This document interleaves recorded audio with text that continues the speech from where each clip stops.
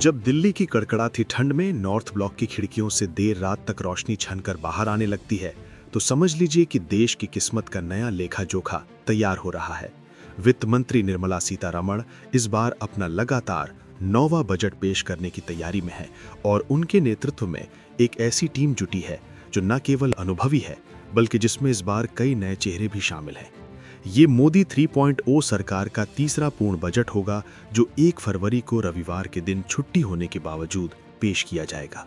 इस आर्थिक महाकुंभ के केंद्र में वित्त मंत्री एक कुशल कप्तान की तरह खड़ी हैं, लेकिन इस पूरी पटकथा को लिखने वाले असली नायक उनके पीछे खड़े वो ब्यूरोक्रेट्स हैं जो आंकड़ों और नीतियों के जाल को सुलझाने में माहिर हैं। इस बार सीतारमण की बजट टीम में सबसे महत्वपूर्ण स्तंभों में से एक मुख्य आर्थिक सलाहकार वी अनंथा नागेश्वरन है। नागेश्वरन का काम बजट को एक व्यापक आर्थिक संदर्भ देना है। वे देश की आर्थिक विकास दर के अनुमानों से लेकर वैश्विक जोखिमों और विभिन्न क्षेत्रों के प्रदर्शन का गहन विश्लेषण करते हैं। उनके द्वारा मुहैया कराए गए इनपुट ही वो आधार बनते हैं जिस पर पूरे बजट की रूपरेखा टिकी होती है। उनके आंकड़ों की बारीकियां ही ये तय करती हैं कि भारत की आर्थिक रफ्तार को वैश्विक हलचलों के बीच कैसे सुरक्षित रखा जाए।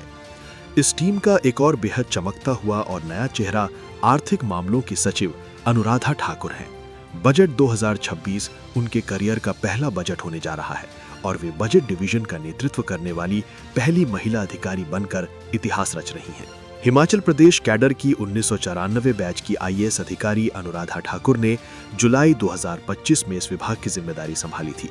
बजट दस्तावेज तैयार करने की मुख्य जिम्मेदारी उन्हीं के कंधों पर है और वे सीतारमण की टीम में एक नई ऊर्जा और दृष्टिकोण लेकर आई हैं।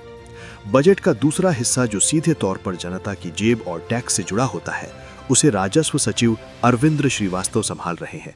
ये उनके लिए भी राजस्व सचिव के रूप में पहला बजट अनुभव है।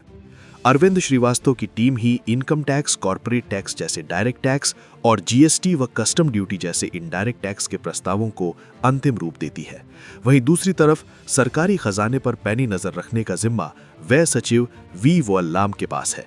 मणिपुर कैडर के 1992 बैच के आईएएस अधिकारी वोल्लाम न केवल सरकारी खर्चों और राजकोषीय घाटे का प्रबंधन कर रहे हैं, बल्कि सब्सिडी और डायरेक्ट बेनिफिट ट्रांसफर जैसे संवेदनशील विभागों की कमान भी संभाल रहे हैं।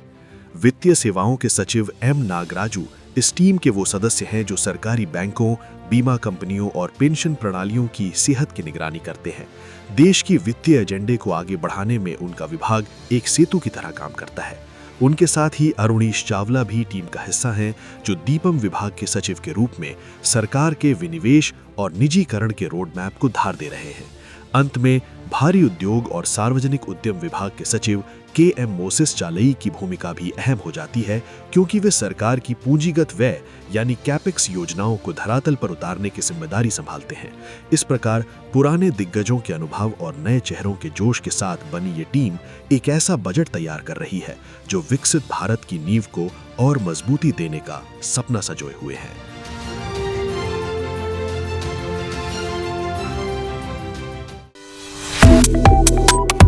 Subscribe to One India and never miss an update. Download the One India app now.